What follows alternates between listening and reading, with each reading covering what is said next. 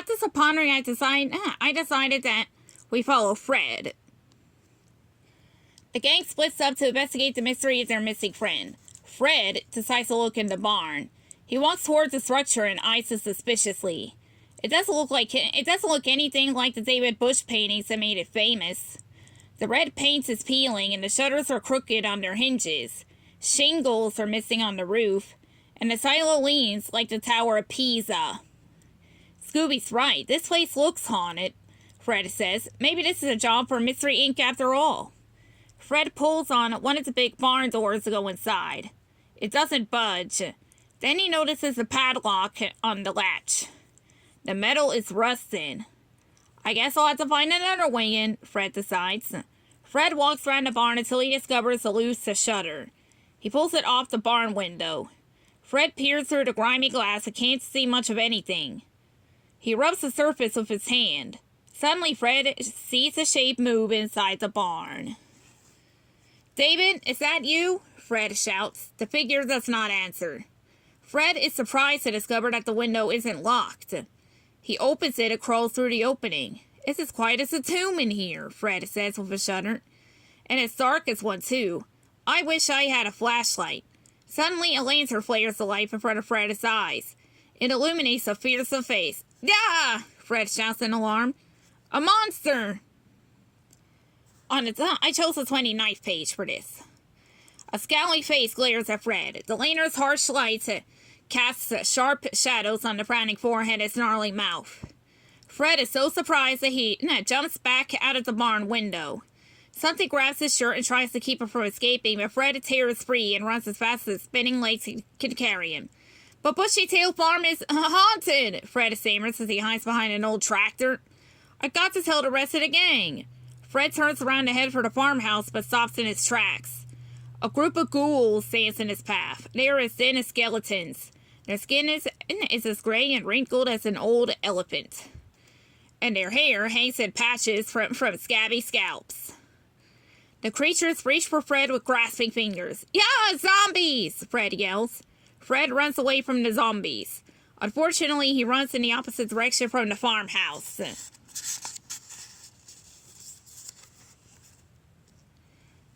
The menacing monsters shuffle after Fred.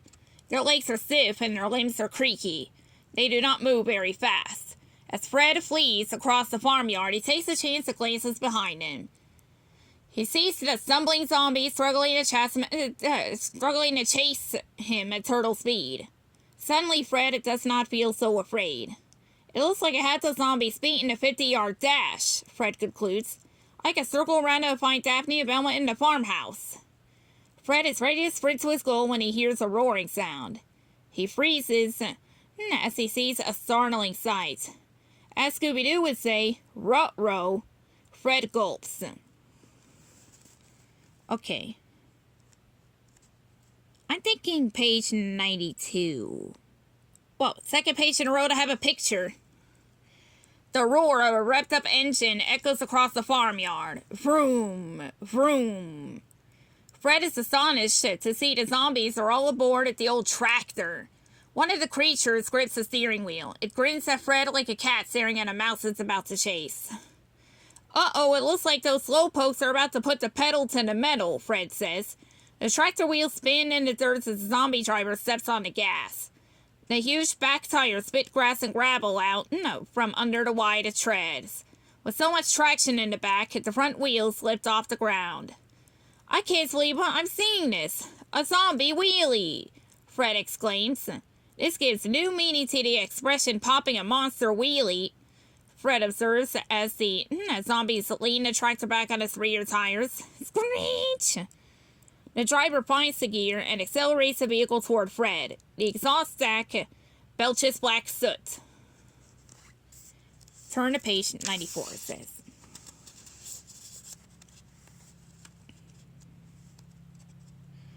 "Someone needs to check that carburetor," Fred comments as he coughs in the cloud of stinky smoke. The tractor zooms at Fred. He performs his own version of a wheelie as his feet suspend in place. Soil sprays out of a fantail behind him as he digs out a rut in the ground. Suddenly, Fred is 5 feet deep. He can't jump out of the trench in time. I'm doomed, Fred gasps. Fred watches as the tractor races toward him. For such an old vehicle, it has enormous power. It also has a terrible driver. The monster misses Fred completely. The tractor skids in a tight circle, all but one wheel comes off the ground, and the machine spins like a ballet dancer. Wham! It does not land like one. The tractor and the zombies lie flat on the ground. Fred sees his chance to escape. He scrambles out of the hole he dug himself into and runs toward the orchard. He has a plan. He'll hide in the leafy trees to watch where the zombies go. I'll follow them and get to the bottom of this mystery, Fred decides as he climbs up into the branches. Fred hides in an apple tree and watches the zombies wobble to their feet. They lumber across the farmyard toward the orchard. Fred gulps as he realizes that the creatures are heading straight for him. Maybe this wasn't such a good plan after all, Fred shivers. The zombies shamble up to the tree and stand directly below Fred's hiding spot. Then they disappear. Where did they go? Fred wonders as he leans over and hangs upside down from the branch. Wait, there's something strange about the tree trunk. Fred flips down to the ground to take a closer look. There's a doorknob on this tree trunk. It must be a secret entrance. But to what? Fred says. He grasps the knob and opens the door. Fred discovers that the trunk of the apple tree is hollow.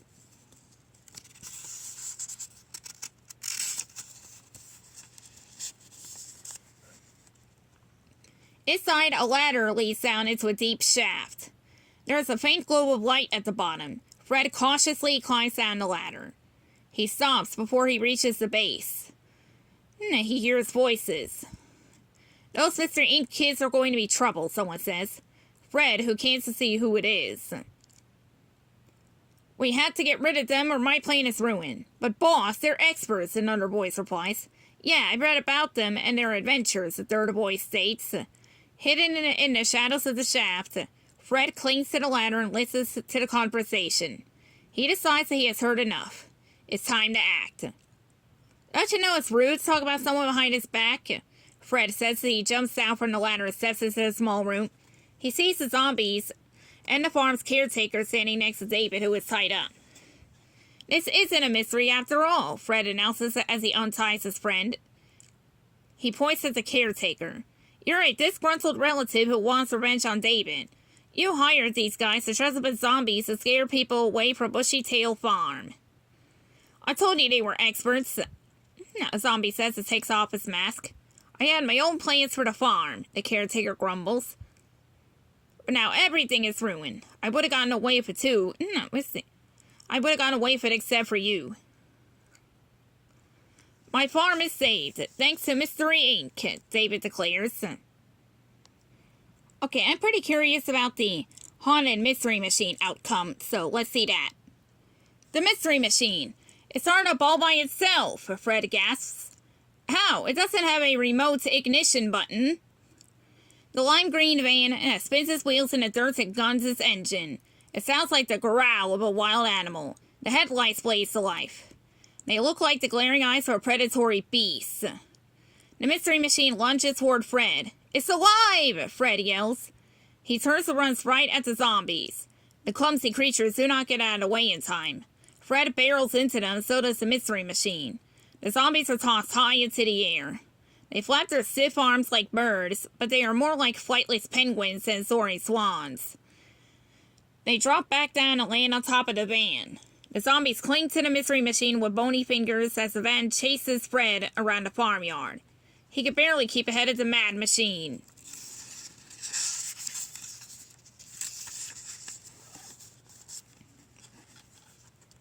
He jumps up on the fence and runs along the top to get out of the van's path. But the Mystery Machine slams into the side of the fence and makes Fred lose his balance. He falls into the pig pen. A cuss covered in swine slime. Ew, Fred groans. Fred, what's going on? Daphne shouts. She stands on the porch at the farmhouse with Velma and their friend David. We found David in the basement, then heard all this noise. Suddenly, the Mystery Machine pivots on its back tires and peels off and toward the funhouse. Jinkies! Velma yells as she barely dodges the van. Jeepers! Daphne gasps as she grabs David and jumps out of the way. The van misses Daphne, Velma, and David and screeches to a halt. It revs its engine as if trying to decide who to chase next. The zombies slide off the roof of the van and collapse on the ground. They try to get to their feet, but they are too dizzy from the wild ride. Yeah, zombies! Daphne shrieks. Scooby was right. Bushytail Farm is haunted. Suddenly, the mystery machine roars to life and spins its wheels. It gets a grip and takes off toward Fred. He slips and slides in a squishy mud, but his speed has just spin in one spot. I'm doomed, Fred gulps. He's doomed! His friends moan. Scooby-Dooby-Doo! Comes a triumphant yell. Yeah, like what he said, echoes another voice. Suddenly, Scooby and Shaggy land on top of the mystery machine. They wrap a rope around the front bumper like cranes on a Mustang. The pals pull up on the rope. The van stops, inches away from Fred. It pants out puffs of exhaust from the tailpipe, and it settles down to a gentle idle. There, big fella, Shaggy says as he passes the van on the roof as if calming a spooked horse. Fred, Daphne, Velma, and David join their pals next to the mystery machine. Wow, that was good rodeo roundup, Daphne says. But why did the mystery machine act like that? Fred asks. I can solve that mystery. Look, Velma declares. She points to an antenna attached to the van. That antenna was receiving remote control signals. Velma announces. Someone used the mystery machine to scare us. Like those zombies are scaring me and Scoobs just fine, Shaggy whimpers.